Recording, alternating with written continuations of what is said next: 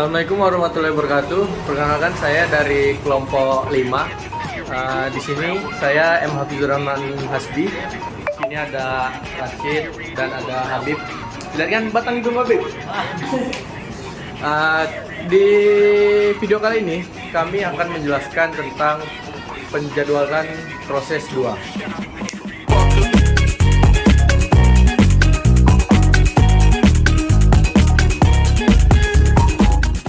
Oke, di video ini kan kami bahas penjadwalan proses. Jadi, apa sih itu penjadwalan proses?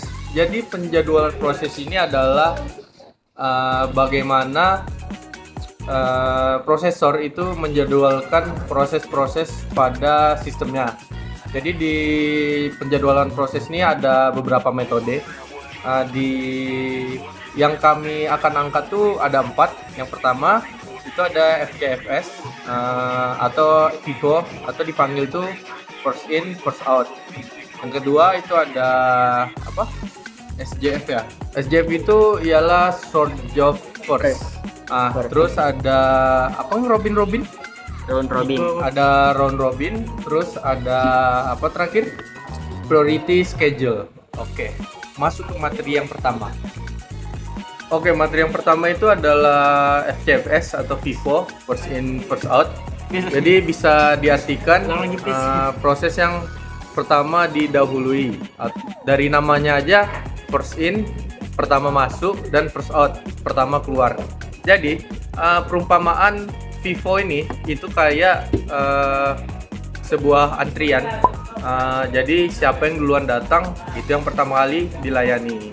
Jadi di setiap sebuah prosesor itu ada yang namanya tuh waktu tunggu, terus ada waktu tiba dan tahap penyelesaian.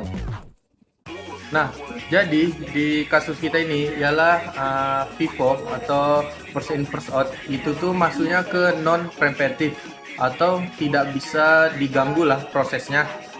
Jadi perumpamaannya tuh misalkan kita masuk ke sebuah antrian, kita datang pertama, kita yang didahulukan dan kita yang pertama dilayani.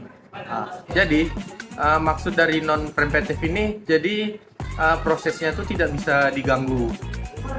Jadi di dalam proses FIFO ini, misalkan ada 4 proses.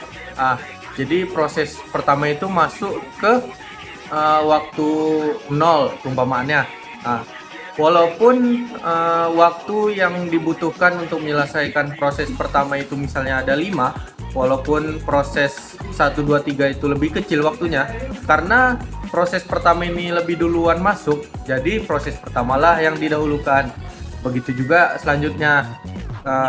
Dan juga FIFO ini tidak mengukur dari proses yang waktu yang dibutuhkan, kayak misalnya proses 2 dan proses 3 itu lebih cepat didahulukan, tapi karena proses 1 itu lebih dahulu datang, jadi proses 1 lah yang dikerjakan. Jadi sama seperti sistem antrian, jadi siapa yang duluan datang, jadi dia yang didahulukan.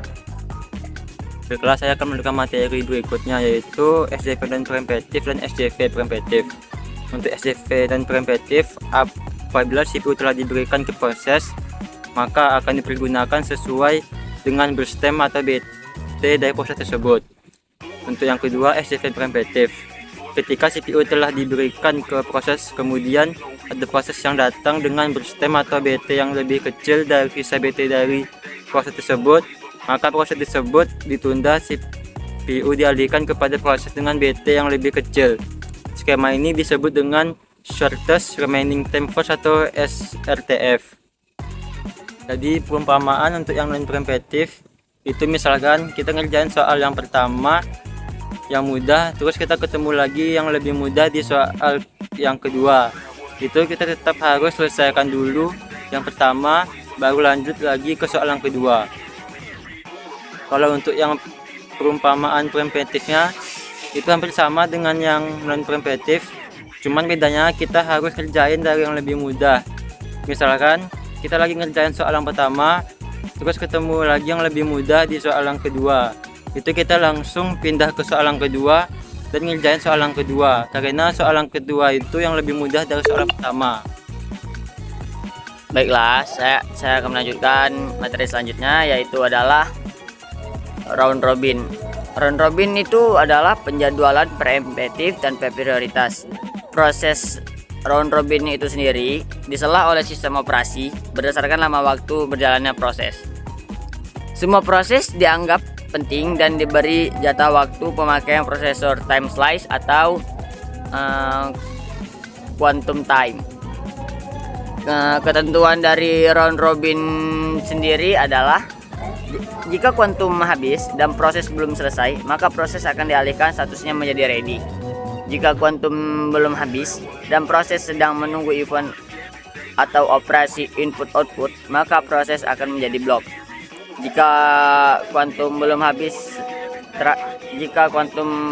habis tetapi proses telah selesai, maka proses akan diakhiri dan penjadwal akan dijalankan untuk memilih proses untuk dieksekusi.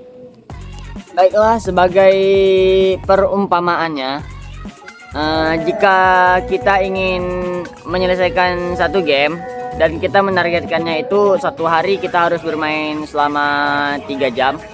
Anggap saja kita bermain GTA San Andreas. Nah, di situ jika kita mainnya selama 3 jam itu masih belum tamat, itu akan diulang untuk besoknya lagi dan akan diulang-ulang terus hingga proses itu selesai.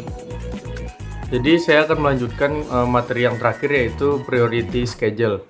Jadi priority schedule ini adalah di mana sebuah proses itu memiliki masing-masing prioritas. Jadi di priority schedule ini adalah metode di mana setiap proses diberikan prioritas berdasarkan beberapa kriteria tertentu. Jadi kalau kita umpamakan, misalkanlah kita buat sebuah cerita, ada 3 tugas, tugas A, tugas B, dan tugas C. Jadi setiap tugas itu memiliki prioritas masing-masing. Misalnya tugas A punya prioritas 2, terus tugas B prioritas 3, dan C prioritasnya itu 1. Maka kalau dalam priority schedule ini, di mana yang paling prioritas itu yang bakal dikerjakan. Jadi walaupun tugas A ini itu nomor 1, datangnya pertama maksudnya, tapi dia memiliki prioritasnya itu 2, maka yang dikerjakan itu adalah tugas C karena prioritasnya itu 1.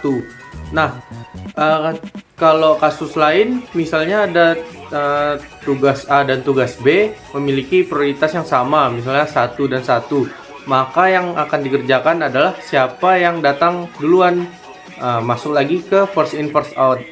Jadi misalnya prioritasnya itu sama, maka yang akan dieksekusi itu adalah siapa yang paling cepat datang walaupun prioritasnya itu sama.